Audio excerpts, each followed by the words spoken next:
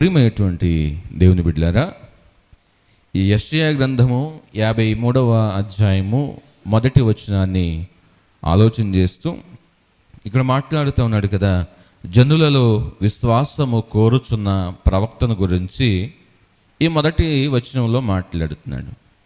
యెషయా గ్రంథాన్ని కనుక మనం ఆలోచన చేస్తే ఈ యెషయా గ్రంథము ప్రవచన గ్రంథముగాను, యెషయా యూదా రాజ్యమైనటువంటి యెరూషలేమును గురించి ఆయన ప్రవచిస్తున్నట్లుగా మనము చూడవచ్చు. ఈ ప్రవచనం అనేటువంటిది మానవుని యొక్క ఏచ్చులను బట్టి కలిగేది కాదు కానివ్వండి, ఇది పరిశుద్ధాత్మ ఆవేశం వలన కలిగేటువంటిది ప్రవచనంగా మనం చూడవచ్చు.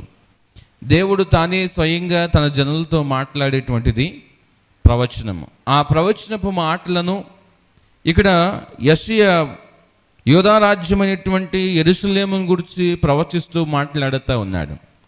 ప్రియమైనటువంటి దేవుని బిడ్డలారా, ఈ యెషయా మిగిలిన ప్రవక్తల కంటే ఎక్కువగా యేసుక్రీస్తుని గురించి, యేసుక్రీస్తు యొక్క మానవ అవతారము, ఇన్కార్నేషన్ అంటే ఆయన ఏ రీతిగా ఈ లోకానికి మానవ శరీరాన్ని దాల్చి వచ్చాడనేటువంటి విషయాన్ని, ఆయన యొక్క శ్రమ, మరణ, పునరుద్ధానాల గురించి యెషయా భక్తుడు చాలా స్పష్టంగా తన యొక్క అధ్యాయంలో రాసుకుంటూ వచ్చాడు. ముఖ్యముగా దేవుడైనటువంటి యెహోవా తన ప్రజలను ఆదరించి విమోచించనై ఉన్నాడని, ఆ విమోచన అనేటువంటిది అనుగ్రహించడం కొరకు తన యొక్క కుమారుడైనటువంటి మెస్సియా ఈ లోకానికి రావాలని, ఈ లోకానికి వచ్చినటువంటి మెస్సియా తాను కూడా శ్రమలను అనుభవించాలని ఒక శ్రమ సేవకునిగా అతన్ని గుర్తు చేస్తూ రాస్తూ ఉన్నాడు. ప్రియమైనటువంటి దేవుని బిడ్డలారా, తాను పడవలసినటువంటి శ్రమను, ఈ లోకంలో ఉన్నటువంటి మానవాళిని రక్షించటానికి మనుష్య కుమారుడు పడవలసినటువంటి శ్రమను తెలియజేస్తూ 51వ అధ్యాయం నుండి 56వ అధ్యాయం వరకు యెషయా భక్తుడు తన యొక్క శ్రమ సేవకుని యొక్క గీతాలను రాస్తూ ఉన్నాడు. ప్రత్యేకంగా ఈ 53వ అధ్యాయాన్ని కనుక ఆలోచన చేస్తే యేసుక్రీస్తు యొక్క శ్రమ చరిత్ర యొక్క ఘోరత్వాన్ని, దైవత్వం యొక్క ప్రేమను, జీవపు శక్తిని, విమోచన కార్యములో దేవుని కుమారుని యొక్క అద్వితీయ పోరాటాన్ని యొక్క 53వ అధ్యాయంలో తెలియజేస్తూ ఉన్నాడు. ప్రియమైనటువంటి దేవుని బిడ్డలారా, ఈ యెషయా ప్రవచనం యొక్క ముఖ్య అంశాన్ని కనుక ఆలోచన చేస్తే దేవుని యొక్క తీర్పు, అదే రీతిగా దేవుని యొక్క రక్షణ ఈ యొక్క యెషయా గ్రంథంలో మనం చూడవచ్చు. ఈ యొక్క రచనా కాలాన్ని కనుక ఆలోచన చేస్తే క్రీస్తు పూర్వము 740 సంవత్సరం మధ్య నుంచి 687వ సంవత్సరం మధ్యకాలంలో ఈ యొక్క యెషయా గ్రంథాన్ని రచించారు. అయితే ఈ యెషయాలో ఉన్నటువంటి రచనలు కనుక ఆలోచన చేస్తే దీనిలో 3 రకాలైనటువంటి రచనలు కనపడతాయి. మొదటిది ఏమిటంటే జనుల పాపము, దానికి ప్రతిగా రాబోతున్నటువంటి దేవుని యొక్క తీర్పును గూర్చి, ఈ తీర్పు అనేటువంటిది అన్ని రాజ్యాలకును అన్ని కాలాలకును హెచ్చరికగా మనం చూస్తాం. రెండవది కనుక ఆలోచన చేస్తే దేవుని యొక్క ప్రత్యక్షత, దేవుని యొక్క దర్శనము, ఆత్మ నింపుదలతో నిండి బబులోను చెర నుండి విడుదలైన తరువాత యూదులు అన్యజనులకు వెలుగుగా ఉంటారనేటువంటి నిరీక్షణ ప్రకటన ఈ రెండవ మాట. మూడవది కనుక ఆలోచన చేస్తే దావీదు గోత్రము నుండి విమోచకుడిని దేవుడు పంపిస్తాడని, మెస్సియనే గొప్ప రక్షణ కలిగించు ప్రభువుగా అన్ని రాజ్యాలకి వ్యాప్తి చెందేలాగా చేస్తాడనేటువంటి 3 రకాల రచనలు, 3 రకాలైన ఉద్దేశాలు ఇందులో కనపడతాయి. ఈ 3 రకాల ఉద్దేశాలను బట్టి చదవబడిన లేఖన భాగం నుంచి మాట్లాడుతూ ఉన్నాడు కదా, జనులలో విశ్వాసము కోరుచున్న ప్రవక్త. ఎవరి ప్రవక్త?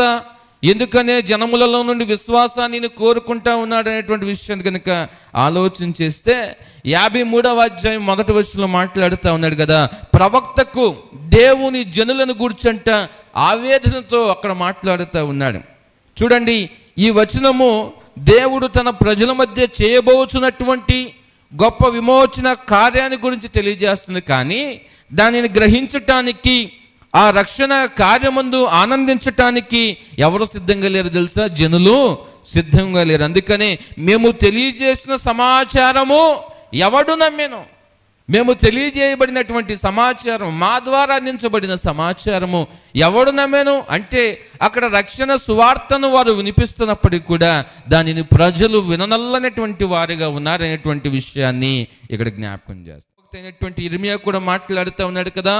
ఇర్మియా గ్రంథము 6వ అధ్యాయము 10వ వచనాన్ని చదువుతాం.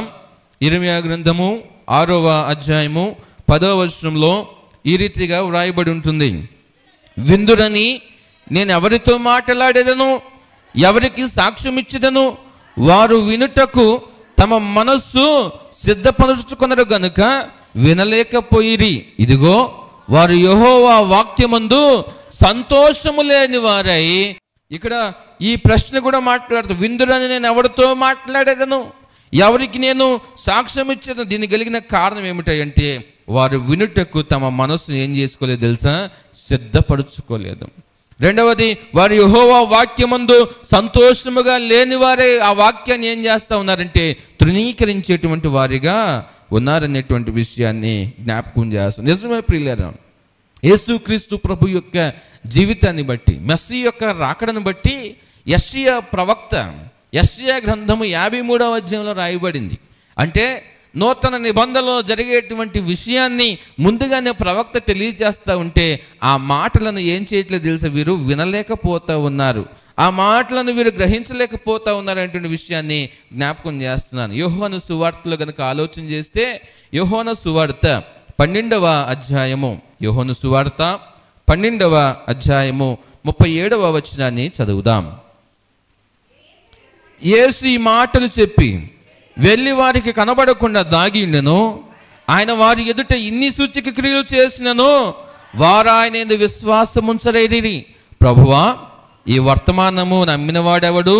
ప్రభు యొక్క బాహువు ఎవనికి బయలుపరచునని ప్రవక్త అయిన యెషయా చెప్పిన వాక్యము నెరవేరినట్లు ఇది జరిగిన. ఇందుచేత వారు నమ్మలేకపోయిరి.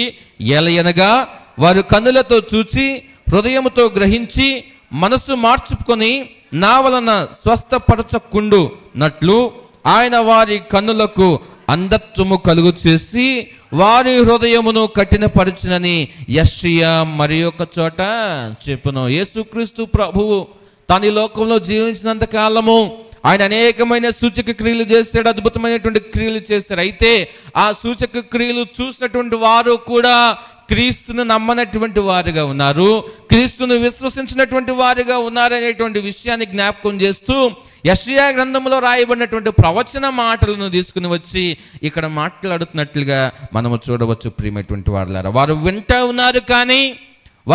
ఉన్నారు కానీ ఆ మాటలను వారు ఏం చేయలేకపోతున్నారు అంటే గ్రహించలేకపోతూ ఉన్నారు. దేవుని యొక్క సువార్త ప్రియులారా ఒకప్పుడు ఎలా ఉండేదంటే బహు కష్టమైనటువంటి పరిస్థితిలో ఉండేది.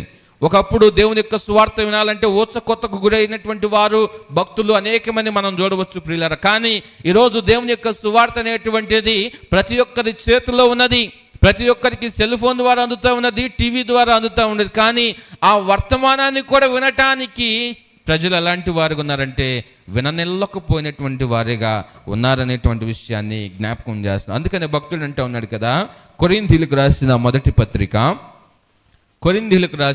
పత్రిక 2వ అధ్యాయము 7వ వచనం నుండి 9వ వచనం కనుక చదివితే, దేవుని జ్ఞానము మర్మమైనట్టుగా బోధించుచున్నాము. ఈ జ్ఞానము మరుగై ఉండెను. జగదుత్పత్తి ముందుగానే దీనిని దేవుడు తన మహిమ నిమిత్తము నియమించెను. అది లోకాధికారులలో ఎవనికి తెలియదు. అది వారికి తెలిసి ఉండిన ఎడల మహిమా స్వరూపియగు ప్రభువు సిలువ వేయకపోయిండుదురు. ఇందును గూర్చి దేవుడు తను ప్రేమించు వారి కొరకు ఏవి సిద్ధపరిచినో అవి కంటికి కనబడలేదు, చెవికి వినబడలేదు, మనుష్య హృదయమునకు గోచరము కాలేదనేటువంటి విషయాన్ని ఇక్కడ మాట్లాడుతూ ఉన్నాడు. దేవుని గూర్చినటువంటి వార్తను తెలియజేస్తా ఉన్నప్పుడు వాటిని ప్రజలు వినలేకపోతా ఉన్నారు, వాటిని గ్రహించలేకపోతా ఉన్నారు, ఆ మాటలు వారి యొక్క హృదయంలోనికి తీసుకునలేకపోతా ఉన్నారు. ప్రియమైనటువంటి దేవుని బిడ్డలారా, అందుకనే ప్రవక్త అనేటువంటి వాడు ఇక్కడ జనాలను గూర్చి అక్కడ ఉన్నటువంటి విశ్వాసులను గూర్చి ఆవేదనతో రాస్తా ఉన్నటువంటి మాట, వేదనతో రాస్తా ఉన్నటువంటి మాట, మేము తెలియజేసిన సమాచారం ఇదిగో లోకరక్షకుని గురించి తెలియజేసిన సమాచారం, రానైనటువంటి మెస్సీని గురించి మేము మాట్లాడుతున్నటువంటి సమాచారాన్ని